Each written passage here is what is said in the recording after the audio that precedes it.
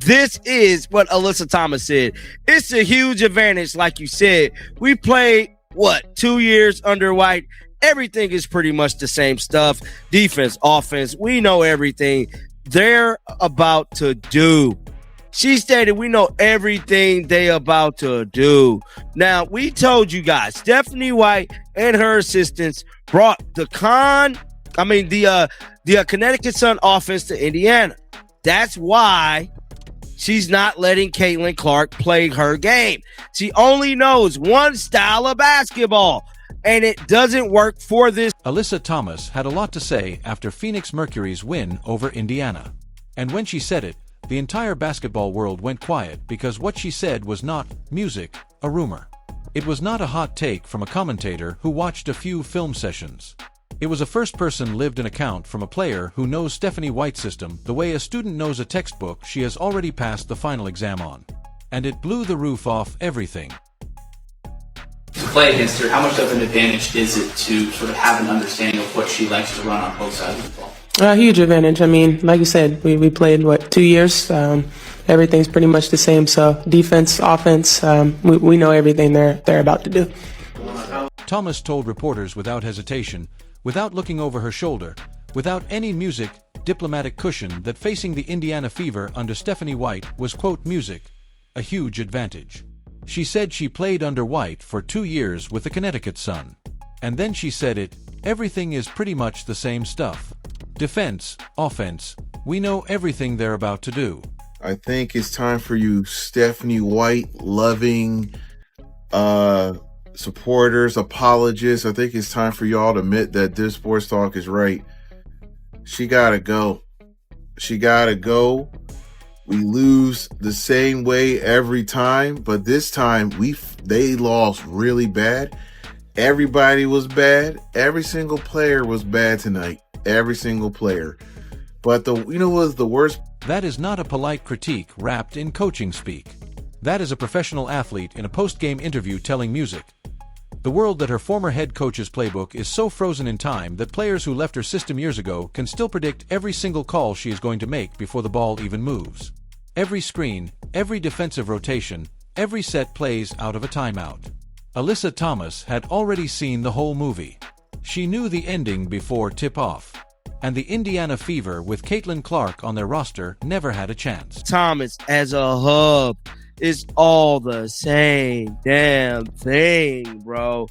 Stephanie White is to blame, bro.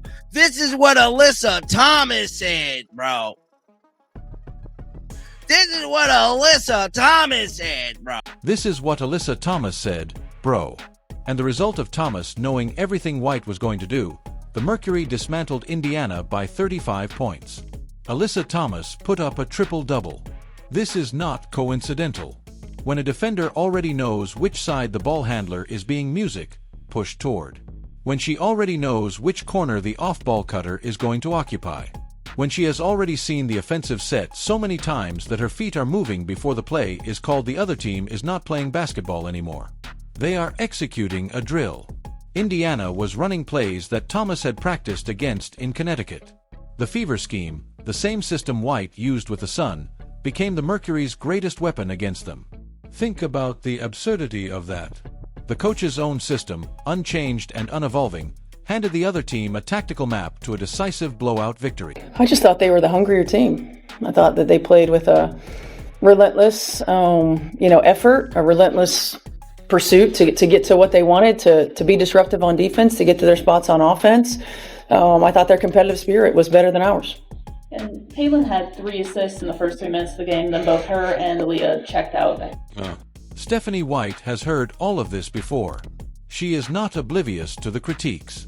And every time the questions arrive about her schemes, about her sideline demeanor, about her relationship with Caitlin Clark, she reaches for the same set of responses. She talks about competition. She talks about how these things happen in every locker room. She says the tension is normal, that it is not a story, that the attention only exists because of who Caitlin Clark is and how many clicks her name generates. After the Fevers lost to the Portland Fire on June 1st, where Clark was held to just 6 points and the team dropped by 16, White stood at the podium and gave you the version of accountability that is not actually accountability. She acknowledged the shooting struggles.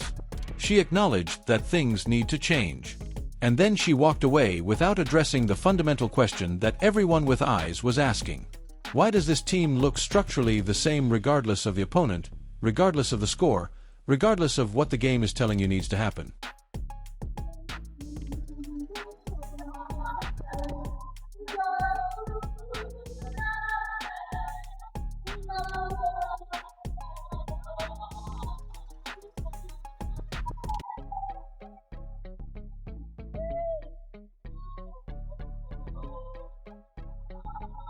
Because while White was dismissing the conversation as media noise, the footage from that Portland game was telling a different story entirely. Music. There was Clark on the bench during a timeout, visibly shaking her head. There she was, standing behind White, her body language broadcasting everything that was being left unsaid at every podium. This was not a player disagreeing with one call on one possession. This was a player who has been watching the same predictable system run into the same walls game after game, and who has increasingly fewer ways left to hide the frustration that comes with being the most gifted offensive player in the sport and being deployed inside a scheme that her own former teammates can scout in their sleep. Caitlin Clark could average 40 points a game if the system around her was built to unlock what she actually does best. Instead, Indiana is running Connecticut Sunsets from 3 seasons ago, and the rest of the league has the answer. Kate hand off Clark for the tie. Hand off Clark for the tie. Yes! Caitlin Clark has tied the game with under 2 seconds left to play. 22 has done it again. Here is the part of this story that makes the tactical stagnation hurt the most. Caitlin Clark is not struggling because she lacks the ability. The evidence of what she is capable of runs in every direction you look. Earlier this season against the Washington Mystics, she put this team on her back in the fourth quarter and personally dragged Indiana back from a 9-point deficit. 5. Music. 3-pointers in the final period. 32 points, 8 assists. She hit the game-tying shot with 3.1 seconds left on the clock to force overtime. That is not a player who is declining. That is not a player who is confused, music, or out of form. That is a generational talent performing at exactly the level you would expect a generational talent to perform in spite of the system around her. Not because of it. When Clark catches fire, she can overcome any scheme, any defensive game plan, any structural limitation. But basketball games are 40 minutes, not 4. And you cannot live on fourth-quarter heroics, music, while your playbook is being handed to the opposition by their coaching staff before the opening tip. Caitlin, reminder you guys, had 17 points in the fourth quarter and she had 5 threes in the fourth quarter. That is unheard of. This bothered me so much. This stopped me in my tracks. I was like, wow. Of all things, you have a player in Caitlin Clark who played 13 games last season. She has talked about how hard that was on her mentally, how hard that was on her trying to battle back from these injuries. She was in a shooting slump last season. The first 2 games, she was also in a shooting slump. Everybody's saying she's washed, she's not as good, she's overhyped, calling her Jeremy Lin, all of this kind of stuff. And she goes off in the fourth quarter and she's the only reason that you are in this game. She was the reason. She made that 3 with 2 seconds left on the clock to tie up the score that ultimately sent them into overtime. That was Caitlin Clark who hit that 3. She does all of this, and you have a chance. Music. And what did Stephanie White do with that performance? She stood at the microphone and she talked about the team. She talked about effort. She redirected the conversation. She highlighted other players. Every phrase in the coaching handbook that allows you to say something without actually saying the one thing the entire building needed to hear was deployed in sequence. The player who just hit the most important shot of your season in a nationally broadcast game could not get a direct, unambiguous music. Caitlin Clark was brilliant tonight from her own head coach. Now layer that on top of Alyssa Thomas confirming on camera that White's system has not changed. Now layer that on top of the viral sideline footage. The bench exchanges the 35-point blowout in which Thomas exploited her former coach's predictability to get a triple-double. You are not looking at isolated incidents anymore. You are looking at a coherent, consistent, and deeply troubling portrait of a coaching environment that is actively working against the most important player on its roster. What did you think of the rally that your team had in the fourth quarter, particularly when it comes to Caitlin? I think she made 5 threes in that fourth quarter, more than our first 2 games combined. So just your thoughts on the resilience from her. I thought our whole group showed resilience, in that rally. We showed the ability to make tough shots. We had some really good time and score execution moments, offensively and defensively, in those moments. We just have to have more. This is the basketball argument stripped to its foundation. Coaching is not about loyalty to a system. Coaching is about reading what your players need, reading what the opponent is giving you, and making adjustments that keep defenses from getting comfortable. The greatest coaches in the history of this sport are not great because they found one system that worked and ran it until the league caught up. They are great because they evolved. They built around their best players instead of forcing their best players to survive inside schemes designed for different rosters, different eras, different personnel. When you have Caitlin Clark, a player whose shooting range extends the floor in ways most coaches have never had the privilege of working with, you build toward that. You create the conditions for what she does to flourish. You make her gravity the centerpiece of everything. Indiana is not doing that. Indiana is running the Connecticut Sun playbook with a player who should have the most sophisticated offensive system in the WNBA designed around her.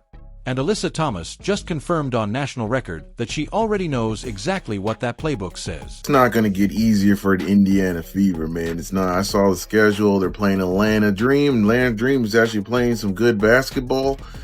And I'm telling you, I think the Fever fan base will explode if they lose that game. I'm telling you. They got to win that game. If not, they're going to, I'm telling you, the whole entire fan base is going to go bonkers. And they're going to probably revolt because Stephanie White. I never seen such a self-serving coach in my whole entire life.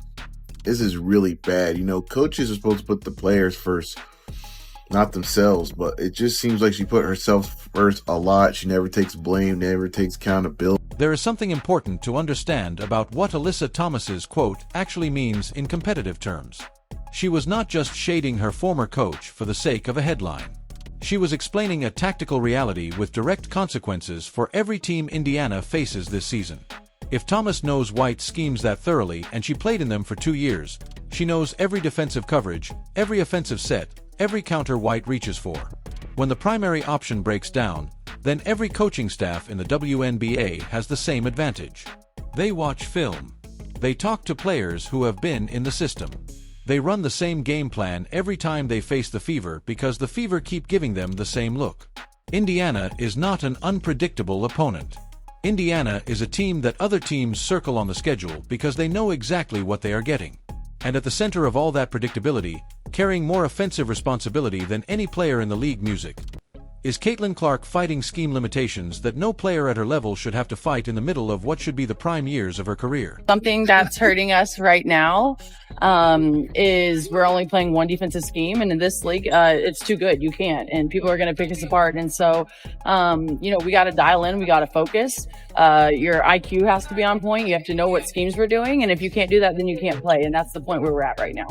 When you say you're playing one defensive scheme, that you have others installed, you just aren't ready to run them in games? I mean, we had probably 10 of them last year. Each team has stuff up their sleeve, but if you can't execute them, you can't do them. And so this team really does have to focus. We have a lot of young guns. We have a lot of people who are very talented. But at the same time, you have to dial in and know what we're doing. Otherwise, it just won't work. The fans have been saying this for 18 months.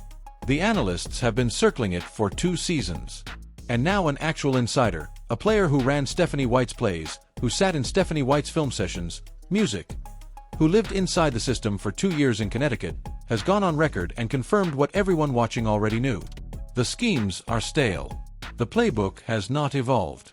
And the Indiana Fever, with one of the most transcendent basketball talents the sport has ever produced in their starting lineup, are paying the price for it every single music night.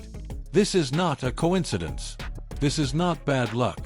This is the direct, predictable, and entirely avoidable result of a coaching staff that has not grown, has not adapted, and has not built the kind of offensive infrastructure that Caitlin Clark's presence demands and deserves.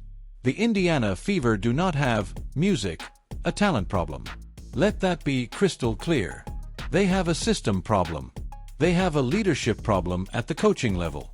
And when Alyssa Thomas walks out of a post-game interview and casually explains that exploiting Stephanie White's playbook was not even a strategic challenge, that it was simply a matter of remembering what she already knew from 2 years ago.